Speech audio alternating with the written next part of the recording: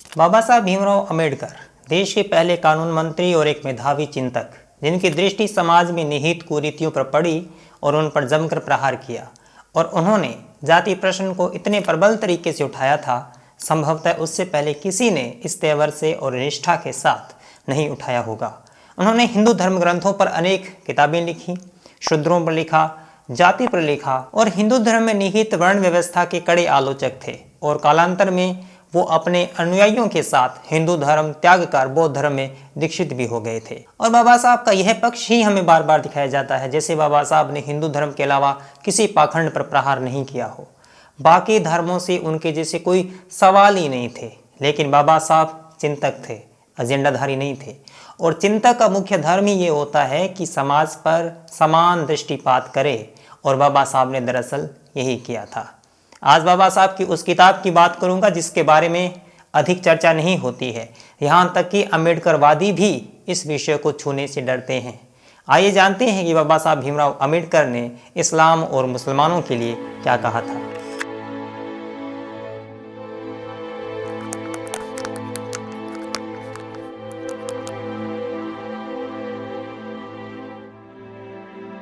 बाबा साहब ने भारत विभाजन को लेकर एक किताब लिखी थी। उसका नाम था पाकिस्तान और द पार्टीशन ऑफ इंडिया।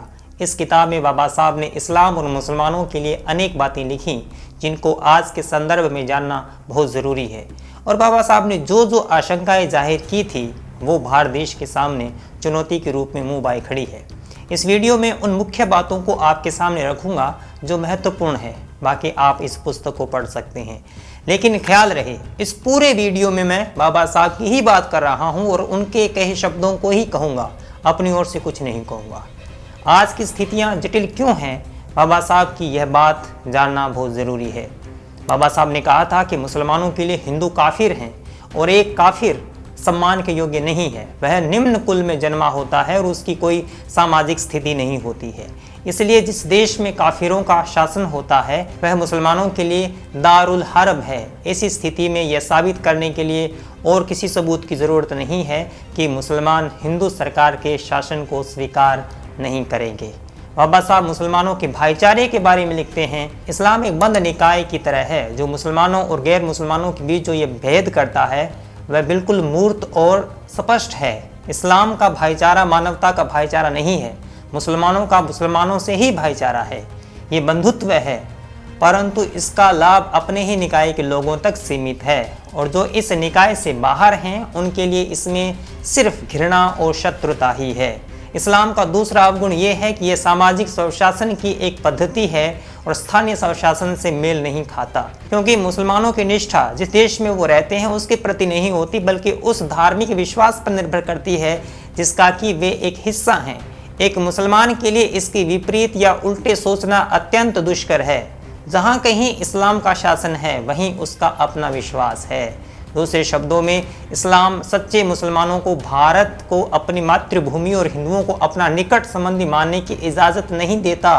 संभवतः यही वजह है कि मौलाना मोहम्मद अली जैसे एक महान भारतीय परंतु सच्चे मुसलमान ने अपने शरीर को हिंदुस्तान की बजाय यरूशलेम में दफनाया जाना अधिक पसंद किया। भीमराव अम्बेडकर बिना लाग लपेट लिख रहे हैं, लेकिन बाबा साहब के इस लेखन को लोगों ने अपनी सुविधा अनुसार हम तक पहुंचाया है। तो दोस्तों, मैं आपको निजी रूप से कहना चाहूँगा कि बाबा साहब भीमराव अम्बेडकर के बारे में जानें। इसके लिए मैं आपको भारत का लीडिंग ऑडियो प्लेटफॉर्म सजेस्ट करूँगा, क्योंकि पढ़ने से अधिक सुनना आसान है, जिसे आप कोई भी अपना काम करते हुए भी कर सकते हैं। इसके लिए सबसे शानदार प्लेटफॉर्म है कुकू FM, जहां पर नो फिक्शन किताबों की ऑडियो की शक्ल में एक बड़ी लाइब्रेरी है। और दरअसल कुकू FM बेहद आसान तरीके से बहुत कुछ सिखाना चाहता है। इसके लिए ज़रूरी है सीखते रहने की मानसिकता, और इस सोच को बनाए रखने में हमारा मददगार साबित होगा Kuku FM। Kuku FM 100% made in India है, जहां पर भारत की अन्य क्षेत्रीय भाषाओं में भी अनेक ऑडियो शो सुन सकते हैं। मैं आपको निजी रूप से अम्बेडकर का ऑडियो शो सजेस्ट करूंगा ताकि आप उनके विचार जान सकें। अब एक बड़ा ऑफर चल रहा है, यानी 23 मई से 31 मई तक आप सबको सब्सक्रिप्शन की कीमत पर मिल रही है 50% छूट।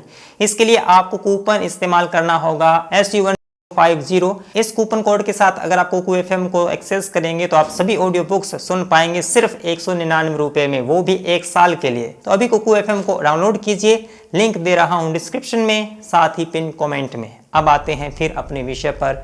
अम्बेडकर ने मुसलमानों के बारे में आगे क्या लिखा। महत्व की बात यह है कि धर्मांध मुसलमानों द्वारा कितने प्रमुख हिंदुओं की हत्या की गई। मूल प्रश्न है कि उन लोगों का दृष्टिकोण कैसा था जिन्होंने यह कत्ल किए। जहां कानून लागू किया जा सका वहां हत्यारों को कानून के अनुसार सजा मिली, तथापि प्रमुख मुसलमानों ने इन अपराधियों की कड़ी निंदा नहीं की। इसके विपरीत उन्होंने गाजी बताकर उनका स्वागत किया गया और उनके क्षमादान के लिए आंदोलन शुरू किए गए। इस दृष्टिकोण का एक उदाहरण है लाहौर के बैरिस्टर मिस्टर बरकत अली का। इसने अब्दुल कयूम की ओर से अपील दायर की। वो तो यहाँ तक कह गया कि कयूम नाथुराम की हत्या का दोषी नहीं है, क्योंकि कुरान के कानून के अनुसार यह न्यायोचित है। मुसलमानों का यह दृष्टिकोण तो समझ में आता है, परंतु बात समझ में नहीं आती, वह है गांधी जी का दृष्टिकोण। बाबा साहब ने न केवल आम मुसलमानों पर टिप्पणी करते हुए बल्कि मुसलमान सैनिकों की निष्ठा को लेकर भी उन्होंने बहुत लिखा। कहते हैं कि इन सभी बातों को ध्यान में रखते हुए इस विषय में तनिक भी संदेह नहीं होना चाहिए कि शायद ही कोई ऐसा हिंदू होगा जो निसंकोच यह दावा करेगा कि किसी भी मुस्लिम देश से भारत पर आक्रमण होने पर भारतीय सेना में मुसलमान निष्ठावान रहेंगे और इस बात का खतरा नहीं होगा कि वे आक्रमण करने वाले के पक्ष में खड़े नहीं हो जाएंगे। उन्होंने थियोडोर मॉरिसन को भी उद्धृत करते हुए उनके द्वारा 1899 में लिखी गई बात कही, निश्चित ही भारत के सबसे उग्र एवं लड़ाकू लोग मोहम्मडन यानी मुसलमान की सोच एक स्वतंत्र भारत सरकार की स्थापना को रोकने के लिए काफ़ी है। अगर उत्तर से अफगानों ने ऐसे स्वशासी भारत पर आक्रमण किया तो सिखों और हिंदुओं के साथ मिलकर उन्हें पीछे खदेड़ने के बजाय मुसलमान अपने मजहब की वजह से अफगानों का साथ देने के लिए बाध्य हो जाएंगे। बाबा साहब ने जाति प्रथा को लेकर हिंदू धर्म की आलोचना तो की, लेकिन उन्होंने इस्लाम को भी नहीं बख्शा।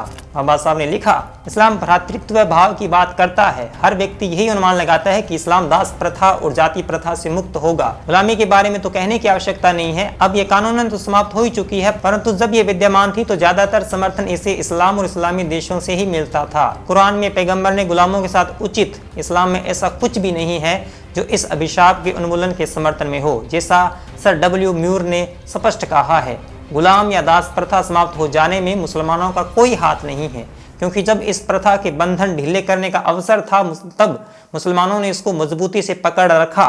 किसी मुसलमान पर यह दायित्व नहीं है कि वे अपने गुलामों को मुक्त कर सके। मैं तो कई वीडियोस में कह चुका हूं कि मुस्लिम समुदाय सामाजिक सुधार की गुंजाइश नहीं रखता है और उसमें यह गुंजाइश भी नहीं बाकी है। ऐसा ही अम्बेडकर लिखते हैं, मुसलमानों में इन बुराइयों का होना दुखद है, किंतु उससे भी अधिक दुखद यह तथ्य है कि भारत के मुसलमानों में सामाजिक सुधार का ऐसा कोई संगठित आंदोलन नहीं उभरा जो इन बुराइयों का सफलतापूर्वक उन्मूलन कर सके।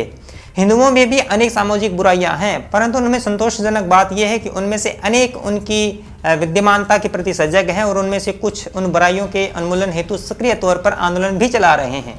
दूसरी ओर मुसलमान ये महसूस ही नहीं करते कि ये बुराइयां हैं, परिणामतः वे उनके निवारण हेतु सक्रियता भी नहीं दिखाते। इसके विपरीत वे अपनी मौजूदा प्रथाओं में किसी भी परिवर्तन का विरोध करते हैं। मुस्लिम राजनीतिज्ञ जीवन के धर्मनिरपेक्ष पहलुओं को अपनी राजनीति का आधार नहीं मानते। अब यहाँ पर अम्बेडकर सेकुलरिज्म के बारे में कह रहे हैं, जिस सेकुलरिज्म का इस्तेमाल करके हिंदुओं को घेरा जाता है। अम्बेडकर कहते हैं क्योंकि उनके लिए इसका अर्थ हिंदुओं के विरुद्ध अपने संघर्ष में अपने समुदाय को कमज़ोर करना ही है। गरीब मुसलमान धनियों से इंसाफ पाने के लिए गरीब हिंदुओं के साथ नहीं मिलेंगे। मुस्लिम जोतदार जमींदारों के अन्याय को रोकने के लिए अपनी ही श्रेणी के हिंदुओं के साथ एकजुट नहीं होंगे। पूंजीवाद के खिलाफ श्रमिक के संघर्ष में मुसलमान श्रमिक हिंदुओं श्रमिकों के साथ शामिल नहीं होंगे, क्योंकि उत्तर बड़ा सरल है। गरीब मुसलमान ये सोचता है कि यदि वह धनी के खिलाफ गरीबों के संघर्ष में शामिल होता है तो उसे एक धनी मुसलमान के खिलाफ भी खड़ा होना होगा। मुस्लिम जोतदार ये महसूस करते हैं कि यदि वे जमींदारों के खिलाफ अभियान में योगदान करते हैं तो उन्हें एक मुस्लिम जमींदार के खिलाफ भी संघर्ष करना पड़ सकता है। मुसलमान मजदूर ये सोचता है कि यदि वह पूंजीपति के खिलाफ श्रमिक के संघर्ष में सहभागी बनता है तो वह मुस्लिम मिल मालिक की भावनाओं को भी आघात पहुंचाएगा। वह इस बारे में सजग है कि किसी धनी मुस्लिम जमींदार या मुस्लिम मिल मालिक को आघात पहुंचाना मुस्लिम समुदाय को हानि पहुंचाना है और ऐसा करने का तात्पर्य हिंदू समुदाय के विरुद्ध मुसलमानों के संघर्ष को कमजोर करना ही होगा। मुस्लिम धर्म के सिद्धांतों के अनुसार विश्व दो हिस्सों में विभाजित है, दारुल इस्लाम और दारुल हर्ब।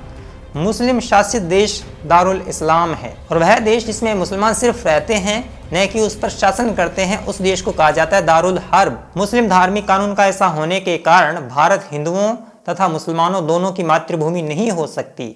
यह मुसलमानों की धरती तो हो सकती है, किंतु यह हिंदुओं और मुसलमानों की धरती जिसमें दोनों समान रहें नहीं हो सकती। फिर जब इस पर मुसलमानों का शासन होगा तो यह मुसलमानों की धरती हो सकती है। इस समय यह देश गैर मुस्लिम सत्ता के प्राधिकार के अंतर्गत है, इसलिए मुसलमानों की धरती नहीं हो सकती। यह देश दारुल इस्लाम होने की बजाय दारुल हर्ब बन जाता है। हमें यह नहीं मान लेना चाहिए कि यह दृष्टिकोण केवल शास्त्रीय है। यह सिद्धांत मुसलमानों को प्रभावित करने में बहुत कारगर साबित होता है। तथ्य यह है कि भारत चाहे एकमात्र मुस्लिम शासन के अधीन न हो, दारुल हर्ब है और इस्लामी सिद्धांतों के अनुसार मुसलमानों द्वारा जिहाद की घोषणा करना न्याय संगत है। वे जिहाद की घोषणा ही नहीं कर सकती, बल्कि उसकी सफलता के लिए विदेशी मुस्लिम शक्ति की मदद भी ले सकते हैं। और यदि विदेशी मुस्लिम शक्ति जिहाद की घोषणा करना चाहती है तो उसकी सफलता के लिए सहायता दे सकते हैं। हिंदू मुस्लिम एकता की विफलता का मुख्य कारण इस एहसास का न होना कि हिंदुओं और मुसलमानों के बीच जो भिन्नताएं हैं वे मात्र भिन्नताएं नहीं हैं, और उनके बीच मनमुटाव की भावना सिर्फ भौतिक कारण से नहीं है। इस भिन्नता का स्रोत है ऐतिहासिक, धार्मिक, सांस्कृतिक और सामाजिक दुर्भावना, और राजनीतिक दुर्भावना तो मात्र प्रतिबिंब है। हिंदू मुस्लिम एकता की निरर्थकता को प्रकट करने के लिए मैं इन शब्दों से और कोई शब्दावली नहीं रख सकता। अब तक हिंदू मुसलमान एकता कम से कम दिखती तो थी, भले ही वह मृग मरीचिका ही क्यों ना हो। आज तो वह दिखती भी नहीं है। ये विभाजन के दौर की बात कर रहे हैं और न ही मन में है। यहाँ तक कि अब तो गांधी ने भी यह आशा छोड़ दी है और शायद अब समझने लगे हैं कि यह एक असंभव कार्य है। यानी अम्बेडकर ने कहा कि हिंदू और मुसलमानों के बीच में एकता हो ही नहीं सकती। ये अम्बेडकर जी के विचार हैं। यह बात निश्चित है कि सांप्रदायिक शांति स्थापित करने का एक टिकाऊ तरीका है अल्पसंख्यकों की अदला बदली। यदि यही बात है तो फिर वह व्यर्थ होगा कि हिंदू और मुसलमान संरक्षण के ऐसे उपाय खोजने में लगे हैं जो इतने असुरक्षित पाए गए हैं। यदि यूनान, तुर्की और बुल्गारिया जैसे सीमित साधनों वाले देश भी, ये छोटे छोटे देश भी ये काम कर सकते हैं, तो ये मानने का कोई कारण नहीं है कि हिंदुस्तानी ऐसा नहीं कर सकते। अम्बेडकर ने ये कहा था कि यहाँ पर जितनी भी मुस्लिम आबादी है वो सारी की सारी पाकिस्तान चली जाए, इस संदर्भ में कह रहे हैं। फिर यहाँ तो बहुत कम जनता की अदला बदली करने की आवश्यकता पड़ेगी, और चूंकि कुछ ही बाधाओं को दूर करना है, इसलिए सांप्रदायिक शांति स्थापित करने के लिए एक निश्चित उपाय को न अपनाना अत्यंत उपहासास्पद होगा। यह बात स्वीकार कर लेनी चाहिए कि पाकिस्तान बनने से हिंदुस्तान सांप्रदायिक समस्या से मुक्त नहीं हो जाएगा।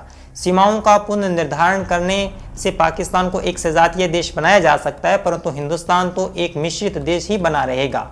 मुसलमान समूचे हिंदुस्तान में छितरे हुए हैं, यद्यपि वे मुख्यतः शहरों और कस्बों में केंद्रित हैं। चाहे किसी भी ढंग से सीमांकन की कोशिश की जाए, उसे सजातीय देश नहीं बनाया जा सकता। हिंदुस्तान को सजातीय देश बनाने का एकमात्र तरीका है जनसंख्या की अदला बदली की व्यवस्था, और यह अवश्य विचार कर लेना चाहिए कि जब तक ऐसा नहीं किया जाएगा, हिंदुस्तान में बहुसंख्यक बनाम अल्पसंख्यक की समस्या और हिंदुस्तान की राजनीति में असंगति पहले की तरह बनी रहेगी।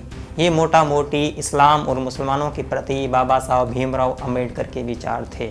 आप सहमत हो सकते हैं, असहमत हो सकते हैं, इसमें मैंने अपना शब्द एक भी नहीं जोड़ा है। सारी की सारी बात बाबा साहब भीमराव अम्बेडकर की है।